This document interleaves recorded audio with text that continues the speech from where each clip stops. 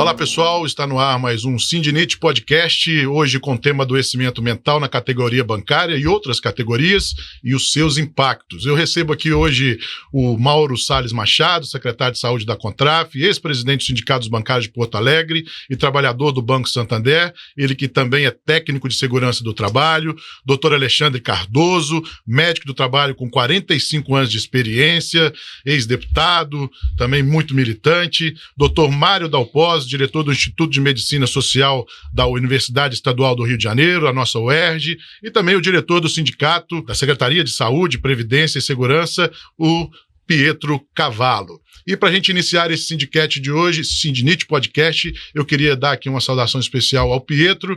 E, Pietro, é um prazer mais uma vez, a gente retomando mais um podcast, para você dar o seu recado inicial.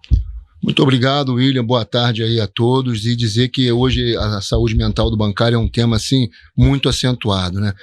Temos até alguns dados aqui. Em 2024, a saúde mental foi a principal causa de afastamento na categoria, superando qualquer tipo de outra doença.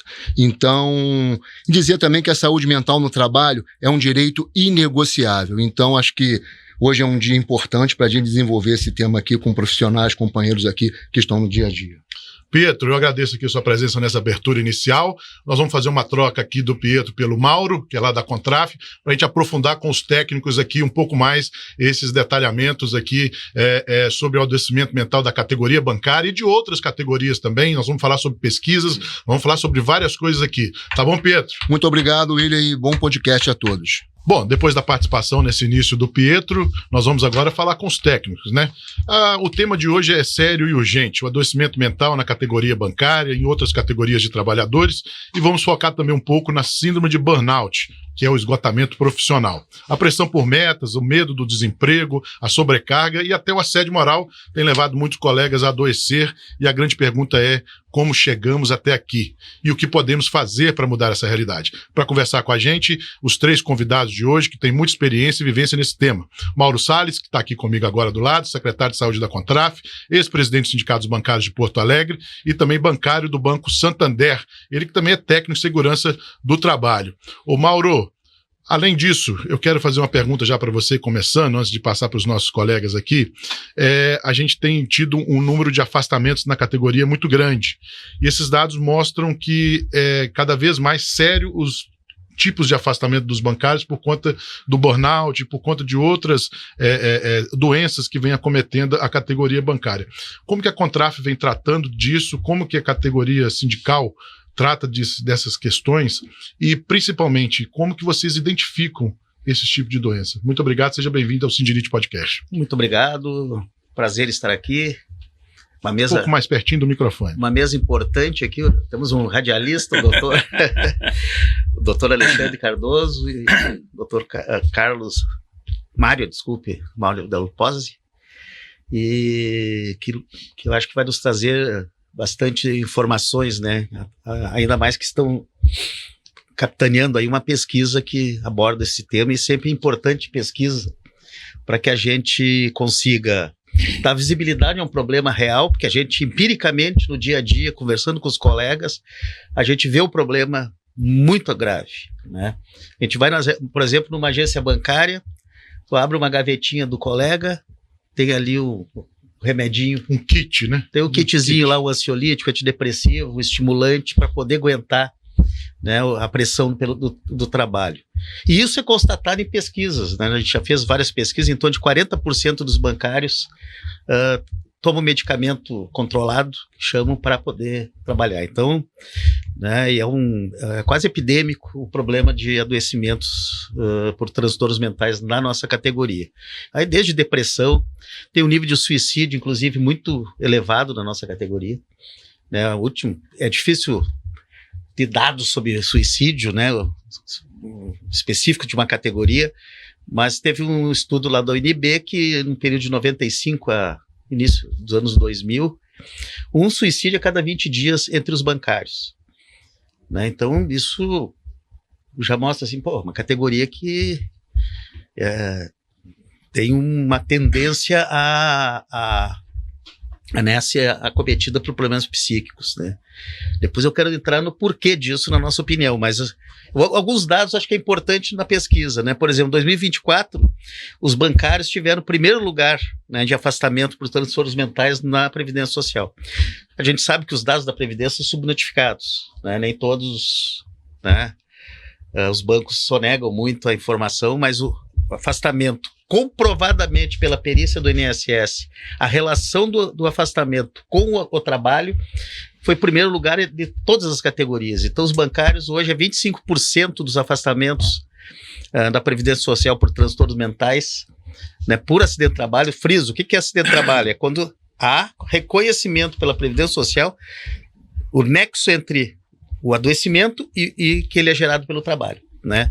Então, 25%, um quarto dos afastamentos foram de bancários, né? O restante é de outras categorias nos gerais. Então, né, é algo muito que nos preocupa muito. A gente sempre faz todo ano, fazemos uma consulta com a categoria, nesse último pesquisa de 46.800 respostas de bancários, né, um dado elevado.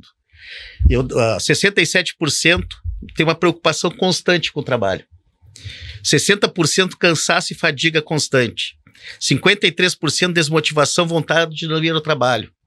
47% crise de ansiedade e pânico. Então, são alguns elementos que levam ao burnout, né, ao esgotamento, levam à depressão, muitas vezes, etc., né? Então, essa é a realidade, né? E nós temos clareza, né, pesquisas, inclusive, já foram feitas, da íntima relação desse problema de adoecimento psíquico com a gestão, né, especialmente, né, é um modelo de gestão que a gente chama de mecanismo adoecedor, né, que impõe metas, geralmente as metas crescentes e a gente chama de abusivas, que muitas delas difícil de serem batidas, mas tem a meta e tem uma pressão para que essa meta ocorra, né? E tem método nos bancos, é um modelo racional. Isso é em todos os bancos? Todos os bancos, aliás... Inclusive os públicos? Inclusive os públicos, né? Não é coincidência que tem uma consultoria que presta serviço para todos eles, que é da Mercer Consultoria, que tem lá um modelo de gestão por metas, o chamado modelo SMART. Todos os bancos, Banco do Brasil, Caixa, Bradesco, Itaú, né? Então, é um controle, uma metodologia racional, pensada para extrair resultados, e é inevitável, como é um modelo racional, ele é uma consequência inevitável ao adoecimento, né? Então, se a gente não abordar a causa, né, a tendência, inclusive, é aumentar esse processo de adoecimento na nossa categoria. Doutor Alexandre, trazendo o senhor aqui para esse debate também, isso também acontece com outras categorias? O senhor consegue observar isso? E o burnout é mais comum só nos bancários ou hoje é uma coisa comum a toda a classe trabalhadora? William, primeiramente, um abraço geral aí, né? Tem que acabar essa desmistificação que essa é uma doença da sociedade. Lógico, a artrose de coluna é uma doença da sociedade. Mas a pessoa que tinha aquele aparelhinho do telefone que ficava com ele com o pescoço dobrado, tinha mais doença. Todo mundo tem artrose? Tem. Mas determinadas atividades produzem mais as chamadas doenças profissionais, que são as doenças acidentárias. Não é? Então, acabar com essa história, não, mas todo mundo tem isso, mas tem categorias que têm outro nível. Por isso que o burnout tem uma série de avaliações. O médio, o grave, o leve, entendeu? O bancário, que está enfrentando uma questão gravíssima, que é a substituição do homem pela máquina, são os bancos digitais dando resultados melhores do que os bancos físicos, com prazo de em 5 anos não ter mais banco físico.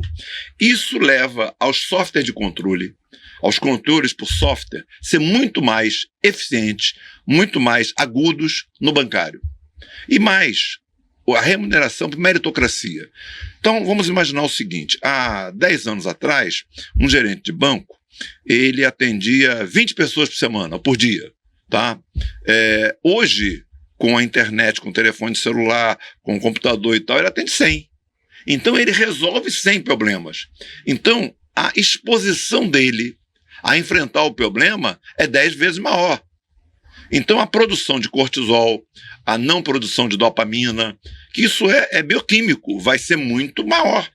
Não é? Por que é a dopamina? A dopamina é aquele hormônio da felicidade que você produz quando abraça, quando beija, quando transa, mas quando você dá uns porros, você não produz, você vai produzir o cortisol. Então, se você fizer uma dosagem, eu desafio a Febraban a fazer esse tema, a dosar cortisol e dopamina do bancário no final do expediente. Isso é um dado concreto, não tem quais. Isso é um dado. Vamos dosar o cortisol. Agora, cada um responde de uma maneira, Agora, os bancários têm muito mais burnout grave do que outras categorias.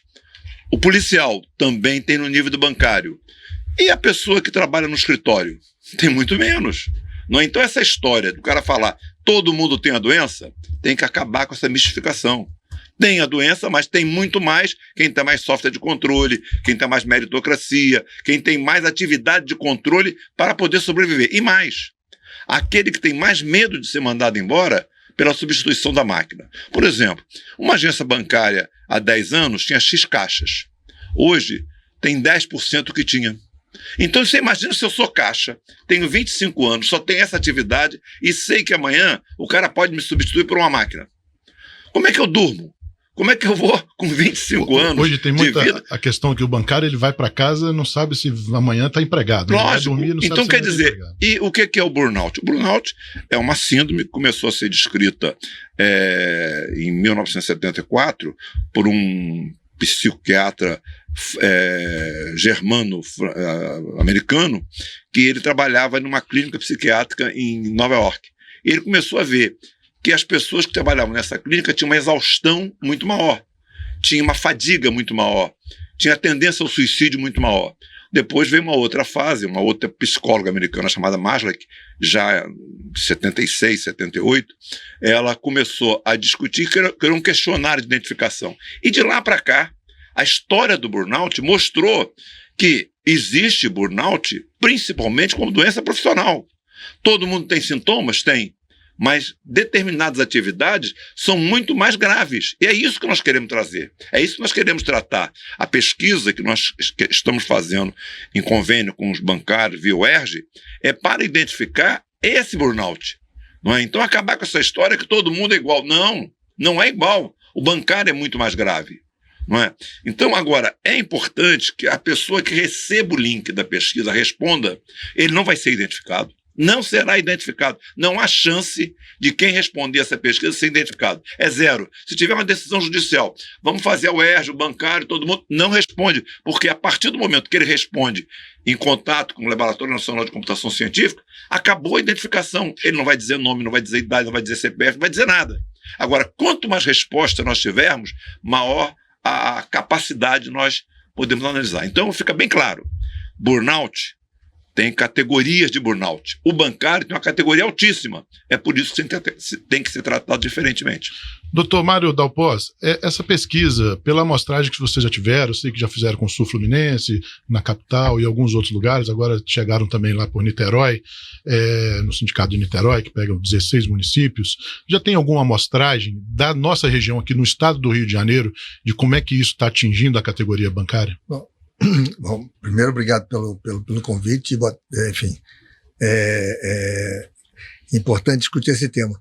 Na verdade, a pesquisa está começando agora, tá certo? Né? O trabalho que a gente fez preliminarmente foi de apresentar o projeto a cada um dos sindicatos, né? a cada uma das categorias, submeter o projeto à comissão de ética, ao comitê de ética. Muito importante isso, porque é o que garante o que o Alexandre disse, quer dizer, há uma série de... o que garante que a ciência seja reconhecida é o fato que ela precisa ser transparente e pode ser reproduzida, tá certo, né? Então, esses passos todos precisam ser feitos numa determinada sequência. Então, a metodologia da pesquisa foi desenvolvida, fizemos todas as reuniões com os diferentes sindicatos e com enfim, com a Polícia Militar, né? E estamos prontos já agora a lançar a pesquisa no sentido de distribuir o link para que as pessoas possam responder. Então, até o momento, o trabalho foi de revisão bibliográfica, como nós chamamos assim, né?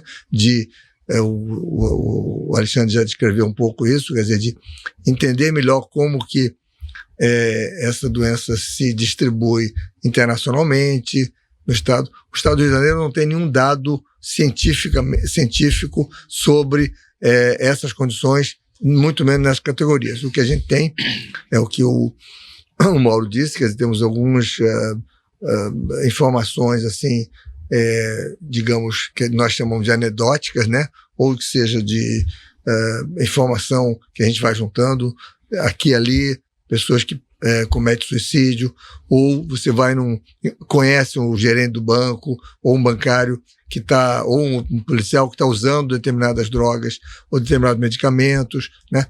Ou situações nas quais aquela pessoa se internou, porque se tornou muito grave o quadro. Então, essa pesquisa ela vai exatamente buscar dados inicialmente quantitativos, né? Qual é a distribuição desse problema, qual é a correlação de sintomas que existem, como que as pessoas estão reagindo a determinadas situações e qual é o consumo de algumas substâncias lícitas, sejam elas identificar se elas foram prescritas ou não por profissionais habilitados, no caso os médicos, né?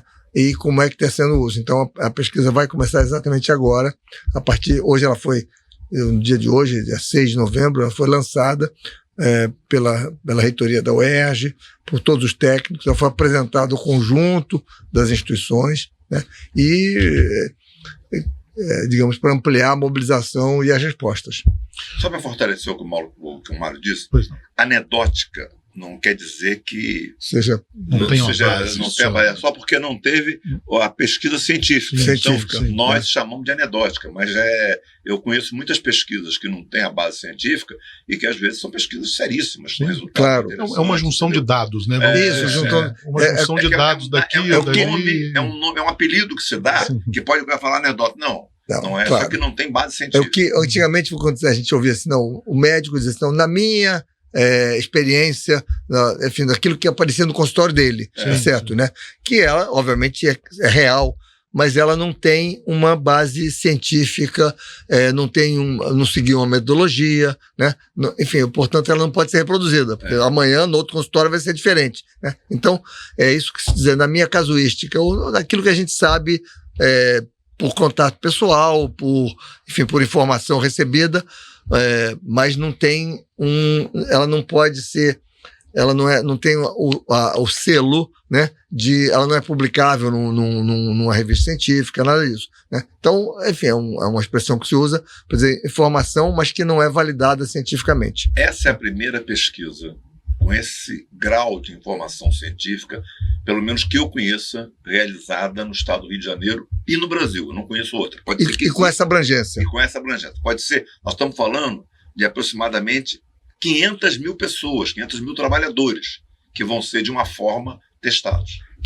Isso é muito importante, né? Até para a gente entender quais são os rumos que o movimento sindical vai ter que tomar, porque, Mauro, o movimento sindical é quem acolhe primeiro o trabalhador quando ele está nessa situação de vulnerabilidade, se é que eu posso dizer assim, né? Ele está vulnerável, seja psicologicamente, seja fisicamente, por conta do esgotamento ali, por conta da pressão, por conta do assédio. E o que tem sido feito pelo movimento sindical no estilo de orientação pela Contraf e pelos sindicatos associados, Mauro, para poder fazer esse tipo de acolhimento, e qual a importância disso para os bancários? Olha, a primeira questão da pesquisa, a chancela da universidade, né, que tem um rigor, né? Por exemplo, passar por um comitê de ética não é coisa tão tranquila assim, tem bastante rigor, né, na metodologia, né, e esses dados, claro que vamos ver o que será achado, nos achados, né, mas é extremamente importante para nós do movimento sindical, até fazendo o gancho que o doutor Alexandre falou, uma coisa importante, assim, porque tem os bancos na mesa de negociação que a gente participa com a FENABAN, que representa os bancos no país, e do lado dos trabalhadores, eles usam muito a falácia da multicausalidade, né, que foi o que o doutor Alexandre falou. Não, problema psíquico é a sociedade está doente, não é nada a ver com a gestão, não, isso não tem. Mora, aquela dor de coluna todo mundo tem, mas quem usa aquele aparelhinho na telefonia tem muito mais. Muito mais. Por exemplo, tem o câncer. O câncer é multifatorial, mas tem o câncer ocupacional. Lógico. Né? Então, uma pesquisa como essa vai nos ajudar a avançar no nexo e desmontar esse tipo de discurso falacioso que não é mais do que tentar tirar a sua responsabilidade da reta, digamos assim. Os bancos tentam, né, não assumir essa responsabilidade, e isso é muito grave para a sociedade, né, porque eles não reconhecendo o risco, não reconhecendo o problema, nunca vão fazer uma prevenção efetiva. A coisa vai continuar acontecendo. Né? Então, Mauro, se você me deixar, claro. Se os resultados forem diferentes, por exemplo, o bancário der 30, o policial der 20, o da enfermagem der 40, já mostrou que é diferente. Porque para ser igual, tinha que ser o resultado de todo mundo igual. E a gente tem certeza que não é. A utilização dos psicofármacos é totalmente diferente. Então, essa diferenciação de resultados vai mostrar que a estrutura multifatorial produz resultados diferentes. Claro. Que os bancos, inclusive, nós temos que fazer os bancos tirar. Eles tentam botar debaixo do tapete os grandes problemas, né, do adoecimento. Tirar de debaixo do tapete, né? Não, eles querem botar para debaixo do tapete. Nós precisamos tirar esse tapete e mostrar a realidade. Eu acho que a pesquisa ajuda. E o trabalho do sindicato, o dia a dia do sindicato é colher, atender esses trabalhadores, um por um. É tragédia atrás de tragédia. As pessoas chegam, né, destruídas, vulneráveis. Né? E o sindicato acolhe, né? Os bancos tentam de todas as maneiras não dificultar a vida do trabalhador, de ter o acesso à previdência para fazer um tratamento adequado. Então, infelizmente, os bancos adoecem e não acolhem. Né? Alguns tentam responsabilizar o trabalhador, né, de uma forma psicológica. Né, a lógica deles é essa. Enfrentar o bancário individualmente. O que nós temos que fazer é o sindicato ficar mais forte, porque com todo mundo junto, a disputa é outra. Coletiva. Né? Exatamente, eles usam a linha do cuidado, por exemplo. Né? São duas coisas, é multicausal e a linha do cuidado. O que é a linha do cuidado? Vamos dar academia, ginástica, cadeira de massagem, psicólogo, né, nós estamos cuidando dos trabalhadores, mas não mexe na causa. Mas não vou diminuir a pressão, a meta, sim, nada. Só aborda o sintoma e não a causa. Né? Então é uma forma que, inclusive, tentar mostrar responsabilidade social, ilude muito a auditor fiscal ilude muito o Ministério Público do Trabalho com esses programas, né, que eles utilizam para dizer que estão cuidando dos trabalhadores. Então, acho que a pesquisa entra exatamente aí, Mauro. Não, a pesquisa entra exatamente aí. Quer dizer, quando você produz dados quantitativos que mostram a distribuição do problema, o tamanho do problema, você traz para a mesa a necessidade de discutir políticas públicas. Claro. Né? Quer dizer, se a responsabilidade obviamente, dos empregadores, mas é também do poder público, né? Quer dizer, ou seja, os gestores de saúde, se o problema de uma determinada dimensão, você vai ter a Secretaria Municipal de Saúde, a Secretaria Estadual de Saúde, o Programa de Saúde Mental do Ministério da Saúde, no caso, né? Quer dizer, com responsabilidade para enfrentar esse problema, que ele, nesta categoria, ele pode estar muito além ou muito maior do que no conjunto da sociedade, tá certo? E ele pode estar sendo localizado ali, mesmo que não seja uma localização geográfica, município X ou Y, mas que é num conjunto de trabalhadores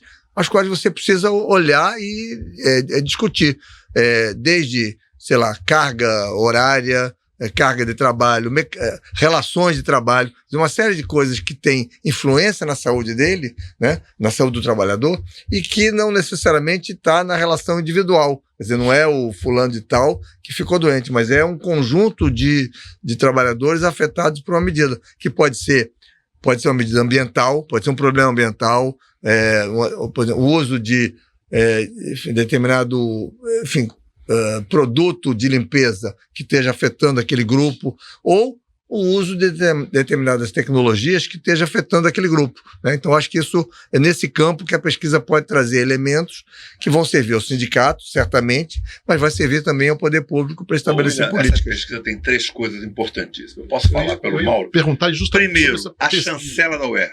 Sim. Segundo, a chancela do Instituto de Medicina Social, Ézio Cordeiro.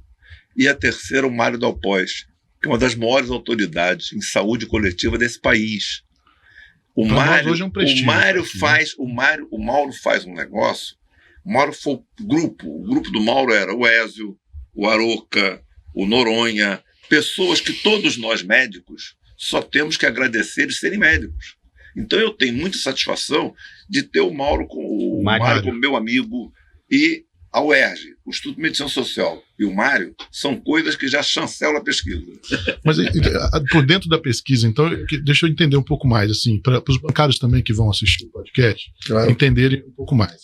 A gente quer saber se eles fazem uso de medicamentos, o tipo de medicamentos, vai a fundo mesmo, saber, para a gente saber exatamente o que tipo de questionário que esses bancários vão responder. Acho que é importante até para eles esmiuçar um pouco, para eles, né, deixarem mais fácil didaticamente para eles. Assim, quer dizer, de forma bem didática.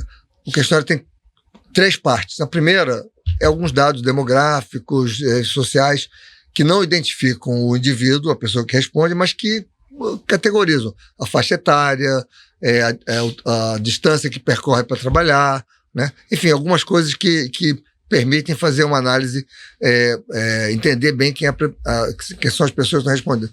A segunda parte é de comportamento, né? Quais são os elementos que naquele comportamento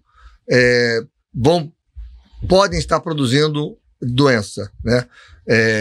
Estresse, uso de determinadas tecnologias, metas, enfim, uma série de elementos que essa é a segunda parte. A terceira parte é exatamente o uso de substâncias, no caso, lícitas, né, que são os medicamentos, quem prescreveu, que tipo de medicamento ele está usando, ele vai responder sim ou não. A pesquisa toda tem aí, sei lá, 8, 10 minutos no máximo, né, mas é fácil de responder. Então, ele passa uma primeira parte, que ele vai concordar em responder a pergunta, usar o sistema de consentimento livre, espontâneo, quer dizer, ele é uma pesquisa que não está pagando ninguém para responder, ele não é obrigado a responder, né?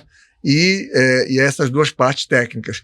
Os 2 questionários são validados e, portanto, permite a gente tirar análises e conclusões dessas 2 coisas. Comportamento de risco, vamos chamar assim, e seja pela exposição a determinadas situações, seja pela exposição a determinados medicamentos. William, eu vou dizer de forma mais objetiva. Por exemplo, sexta-feira sai ali uma mensagem para a agência que semana que vem aquela agência tem que vender tanto de seguro, abrir tanto de contas, vender tanto disso aqui, disso ali. Aí o cara vai na segunda-feira, ele não consegue cumprir 20%. Ele na terça-feira já começa assim: não vou cumprir a meta essa semana. Aí existe uma droga que é estimulante, que são as anfetaminas, a Ritalina, o Concerta, o Vivance, que esse cara fala assim: vou tomar isso para ficar mais ligado. Aí ele começa a tomar. Só tem que essas drogas, ela tira o sono. Aí o cara à noite, ele não dorme. Aí ele vai tomar o frontalzinho dele, o rivotrilzinho dele, o benzodiazepínico, o Lexotan, entendeu? Então, quer dizer, isso eu estou falando de forma clara. Quando você fala, abriu a gaveta, tem ali o Rivotril, o Frontal, o Lexotan e a anfetamina, é porque de manhã ele toma anfetamina para ficar ligado. Aí chega à noite ele não dorme. Doutor Alexandre, e o meio-dia o Rivotril para acalmar a ansiedade. Eu tenho amigos bancários, eu vou falar no plural, porque para não identificar, que moram em Niterói, trabalham no Rio e que tomam ansiolítico, e que às vezes para vir para o Rio não vem de ônibus porque dá síndrome do pânico se parar num trânsito muito tempo. Então, às vezes, Niterói é sino do pânico. às vezes para poder, não por conta das metas, por conta já da vida que já leva, ele acaba pegando um ônibus até o centro de Niterói, pega as barcas vêm até o metrô para chegar em Copacabana ou na Zona Sul, sei lá onde que ele trabalha, para não identificar. Como é que começa? Diante do grau de dependência química dos medicamentos e também do adoecimento bancário, vamos dizer assim, né? Nós estamos aqui com a transparência, com a chancela. Eu sou médico, trabalho há 45 anos em Caxias, cuidei muito de motorista, cobrador, bancário. Isso começa, eu estou numa agência bancária minha, chega uma gerente e fala assim: doutor Alexandre, sua receita Rivotril para mim? Aí eu falei para ela assim: pô, menino, você tem 40 anos, está tomando Rivotril? Era uma gerente de banco. Essa menina é histórica, porque nós estamos aqui e essa menina foi... Porque, aí eu falei assim, faz o seguinte, dá faz um levantamentozinho aí, vê quantas pessoas estão usando Rivotril, Frontal, essas coisas aqui. Aí ela passou uns 10 dias e falou assim: doutor, rapidamente tem mais de 20% da agência. Quer dizer, isso é um dado, esse dado é anedótico, porque foi ela que fez, entendeu? O que nós estamos querendo, até para a Febraban, para todo mundo saber, é verdade, não tem ninguém aqui querendo inventar a história. Agora, é impossível a gente querer que o Brasil seja um Brasil produtivo de trabalhadores doentes. O que nós queremos é que o Brasil seja produtivo, que você tenha metas, tenha software de controle. Agora, não pode, software de controle e meta, produzir o adoecimento, que é a covardia com o trabalhador. Eu quero chamar a atenção assim, como é que não vai adoecer. Tá? Olha como é que funciona. Esse mecanismo dos bancos é controle total. Tá? Primeiro elemento, né? Tem uma vigilância enorme, tem ranqueamento, os melhores e os piores, já humilha, né? É um processo humilhante para quem não atinge, né? Vai comparar as pessoas, enfim. Né? Tem um sistema de avaliação que, se tu não bateu a meta, tu é mal avaliado, e se tu é mal avaliado, tua remuneração diminui. Então, todo o mecanismo... Meritocracia. Tem lá a meta, a pressão, que aí vira o assédio moral, institucionalizado, né? A pressão para cumprir a meta. E tem toda uma articulação, né? Então, as metas abusivas que crescem toda hora, a gente chama de abusivo porque ela é 100% no dia, bateu, é 120%. Vai. E o mais incrível, né, que já o assédio, o medo, punições, enfim, é que isso é algo que não é de hoje. Mas com as tecnologias, né, especialmente com a inteligência artificial que está sendo utilizada pelos bancos, esse controle aumentou tremendamente. Então, hoje não é só o chefe que cobra, é o sistema, é o algoritmo. Né? É o controle total da vida das pessoas. Inclusive, por exemplo, tem banco, citar o banco Itaú, tem o chamado YouConnect, que é um aplicativo que todos os trabalhadores baixam para saber se... Né, para bater ponto, para ver o contra-cheque, etc. Só que esse YouConnect tem um georreferenciamento, a gente tem suspeitas que são monitorados mesmo até se ele está andando dentro da agência. Mesmo fora do expediente. E também há um controle, né, não só pelo aplicativo, como o sistema controla. Por exemplo, se tu fica muito tempo no banheiro, eu tenho um colega meu, eu sou de Porto Alegre, funcionário do banco, disse, eu estava no banheiro, né, fiquei um pouco mais, porque eu estava com problema intestinal, né, vamos dizer isso, e quando eu vejo, onde é que tu está? Chegou uma mensagem para ele. Né? E também já vi, fora do expediente, esse controle. É comum, por exemplo, 7 da manhã tu recebe um e-mail um WhatsApp que eles usam do chefe, a tua meta é estar hoje. Chega meio-dia, e aí, comeu a meta. Esse é cotidiano, né? Então, como é que não adoece? Né? O software nunca dorme. A experiência que teve do Itaú, que teve repercussão nacional, né, que os colegas foram mais de 1.000 demitidos. Imagina, controle de teclado, controle de mouse. Cara, é Big Brother. Né? Agora imagina como é que tu fica a frustração desses trabalhadores, que muitos ganharam premiação no último período, bateram as metas, mas porque não estavam na lógica dos bancos, teclando ou usando o mouse por um período, porque tu sabe que para bater uma meta não é ficar só no teclado, tu tem que telefonar, tu tem que fazer, ler formulários, se informar, e foram demitidos em escala industrial, né? Imagina esses trabalhadores, a frustração, o adoecimento que pode propiciar, né, doutores? E, acima de tudo, quem ficou? Deve ser um nível de paranoia. Imagina os colegas que ficaram, né? Então, é uma tragédia para concluir, assim, nós estamos aqui discutindo muito a jornada 6x1, né? Bancária é 24/7, porque tu leva o trabalho para casa. Eu ia chegar nesse ponto exatamente agora, em cima de uma fala que o doutor Alexandre falou, de que na sexta-feira você recebe uma mensagem que a meta da semana que vem é tal. A pressão, o assédio, já começou no fim de semana. Lógico. O bancário já não tem ali o fim de semana para ele relaxar. Então, no fim de semana, ele já vai ficar com aquilo ali no subconsciente dele, martelando, de que, tipo assim, olha, eu preciso. O que eu vou precisar fazer? Para qual cliente eu vou ter que ligar para vender um produto? Que a gente sabe que muitas das metas é um produto, né? É venda de produtos, venda de seguro, venda de título de capitalização. Eu sei que eu sou, como diz o outro, eu sou vítima desse sistema. Né? William, eu Todos acho nós que somos. você Né? vai Então... discutir 6x1, eu estou já discutindo 4x3. 4x3. Sinceramente, eu não vejo essa 5x2. E se você pegar a história, antigamente era 8 de trabalho, 8 de lazer e 8 de descanso. Não é? Se você pegar essas histórias do mundo, Tempos Modernos, que era o filme do Carlito, ele mostrava isso. Então hoje nós não podemos mais, com a chegada da internet, do telefone celular e tal, estar discutindo mais 6x1. 6x1 para mim já pode demodar. 5x2 para mim já tem que ser discutido. Entendeu? Eu acho que nós temos que sair na frente, até porque se você pegar o que um trabalhador tinha de controle, do software de controle há 10 anos atrás e o que tem hoje, e nós estamos aí falando em computadores quânticos, inteligência artificial, será outro problema. E as pessoas dizendo que os bancos digitais dão muito mais resultado. Eu quero saber quem vai pagar a previdência, quem vai ajudar o Estado para pegar esse trabalhador doente e cuidar dele. Então esse é um debate, e essa pesquisa ela tem essa profundidade. Nós vamos discutir na primeira fase a questão quantitativa, com total, olha aqui, você bancário, é zero a chance de você ser identificado, você respondendo.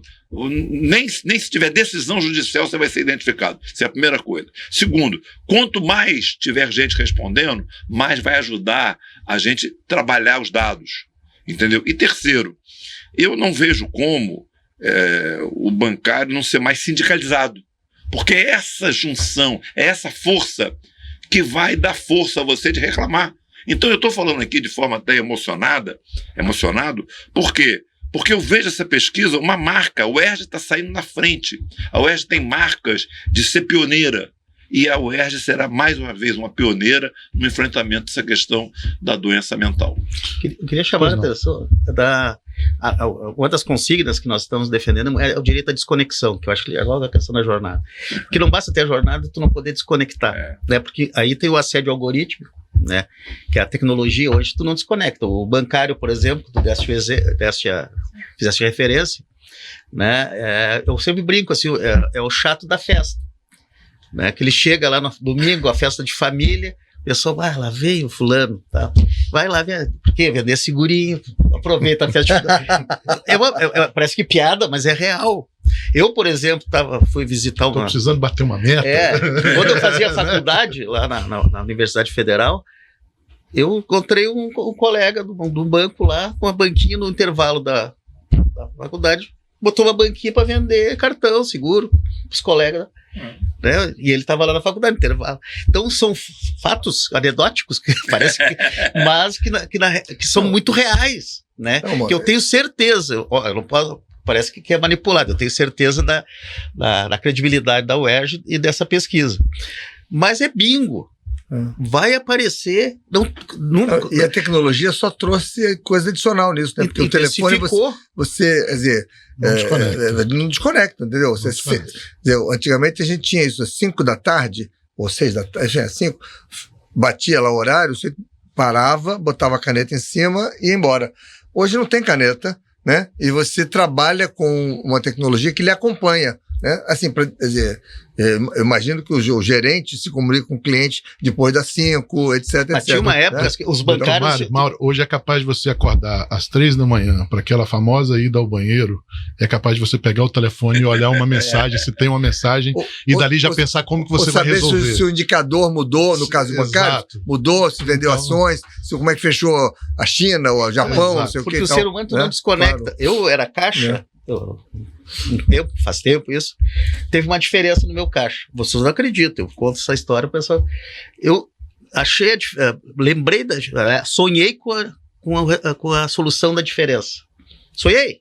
Acho que eu não sonhei, porque eu acho que eu não nem dormi. Cheguei no outro dia na agência, fui lá, bingo. Tinha achado a diferença. Hoje você vai receber pelo telefone. Hoje é a meta, cara. Tu às não 3 da manhã. Porque tu tem que bater essa meta, porque senão tu vai ser mal avaliado, tu vai levar uma advertência, uma mijada, que a gente chama do chefe, né? Então isso é 24/7, né? Então, aí voltando, como é que não adoecer? Como não ter burnout? Como não ter estresse, depressão, ansiedade? Cara, a correlação está feita. Agora, a pesquisa eu acho que vai nos ajudar cientificamente a mostrar essa realidade. Que todos nós somos brasileiros, você imagina o seguinte, a minha meta vai ser Pelé. Porque o que acontece é que a meta de qualquer patrão é o que há de melhor. Como assim? Vai ser aquele que produziu mais. Mas as pessoas são diferentes. As pessoas têm capacidade produtiva diferente. As pessoas têm capacidade de realizações diferentes. Se o cara coloca uma meta onde poucos podem alcançar, ele vai sempre ter uma cobrança que vai te criar uma possibilidade de ter um burnout grave, e um burnout grave, às vezes, ele não é mais tratável. Porque o burnout, se você identifica ele no início, você vai tratar. Mas ele chega numa fase que o burnout não é mais tratável. Não, por isso que é importante ter políticas que vão focar na prevenção, vão focar na mudança do ritmo de trabalho, ou em algumas condições de trabalho, ou no ritmo de vida. Então, isso que a pesquisa vai nos trazer de maneira assim, muito forte.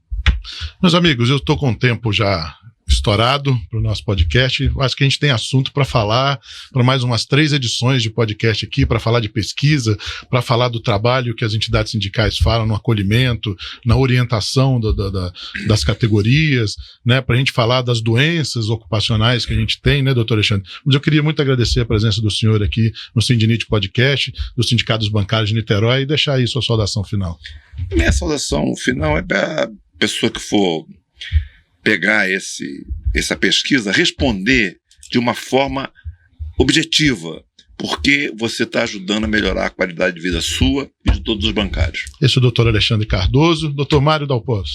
Bom, eu secundaria o Alexandre, né? Assim, é muito importante que as pessoas recebam o link, respondam honestamente e contribuam, inclusive mobilizem outros colegas a responderem. Só isso vai permitir que a gente tenha resultados que ajudam, no caso, pode ajudar o sindicato a configurar uma agenda de defesa das condições de vida e trabalho, e ao poder público de elaborar melhores políticas públicas. Muito obrigado, doutor Mário. Mauro, muito obrigado pela sua presença, por ter vindo lá de Porto Alegre, gaúcho tchê, batendo na mesa para reafirmar a posição do movimento sindical. Muito obrigado pela sua presença. Obrigado. Não, eu quero reforçar a importância dessa pesquisa e pedir para os colegas bancários, olha a câmera ali, ali, na sua frente. Ali, colega bancário, responda essa pesquisa que não é um problema só individual, essa pesquisa vai ajudar toda a categoria. E você também, né? Portanto, por fazer parte da categoria.